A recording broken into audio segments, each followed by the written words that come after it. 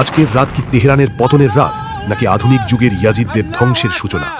Washington থেকে Tehran পর্যন্ত এখন কেবল যুদ্ধের দামামা। ইরানের সুপ্রিম লিডারের এমন এক ভাষণ যা সারা বিশ্বকে স্তম্ভিত করে দিয়েছে। দাম্ভিক ডোনাল্ড ট্রাম্প চূড়ান্ত হুমকি দিয়ে বলেছেন, যদি ইরান নতি স্বীকার না করে তবে আজকের সূর্যোদয় ছিল ইরানের শেষ সকাল। হ্যাঁ দর্শক, ডোনাল্ড ট্রাম্প ঘোষণা করেছেন যে ইরান যদি মার্কিন যুক্তরাষ্ট্রের সমস্ত শর্ত মেনে না নেয় তবে আজ রাতে ইরানের ওপর এমন এক প্রলয়ঙ্করী হামলা চালানো হবে যার নজির ইতিহাসে নেই। কিন্তু ট্রাম্প সম্ভবত ভুলে গেছেন যে তার মোকাবিলা হচ্ছে এমন এক জাতির সাথে যারা মৃত্যুকে ভয় পায় না, বরং হাসি মুখে বরণ করে নিতে জানে।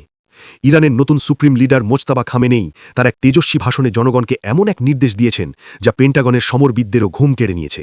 তার সরাসরি ঘোষণা, আজ সন্ধ্যা ৬টার পর প্রতিটি ইরানি নাগরিক কাফনের কাপড় পরে নিন এবং নিজেদের কারবালার ময়দানে কল্পনা করুন। তিনি স্পষ্ট করে দিয়েছেন যে আপোষের বা পিছু হটার সব পথ এখন রুদ্ধ। যার প্রাণের মায়া আছে সে সীমান্ত পার হয়ে পালিয়ে যেতে পারে, কিন্তু যে ময়দানে থেকে যাবে সে কাল সকালে হয় গাজী হয়ে ফিরবে অথবা শাহাদাতের অমীয় সুধা পান করে অমরত্ব লাভ করবে। দর্শক, ইরানি বিপ্লবী রক্ষী বাহিনীর এই রণকৌশল পেন্টাগনকে কাঁপিয়ে দিয়েছে। একদিকে অত্যাধুনিক মারণাস্ত্র, অন্যদিকে শাহাদাতের প্রবল আকাঙ্ক্ষা। মুসলিম উম্মার প্রতিটি বিবেকবান মানুষের এখন উচিত ইরানের বিজয়ের জন্য দোয়া করা। শত্রুর এই আন্তর্জাতিক ষড়যন্ত্র কি ইরানের ইমানি শক্তির কাছে হার মানবে? ট্রাম্পের অহংকার কি ধুলোয় মিশে যাবে? এখন সময় এসেছে ফিলিস্তিন থেকে তেহরান পর্যন্ত মজলুমদের পাশে ঢাল হয়ে দাঁড়ানোর।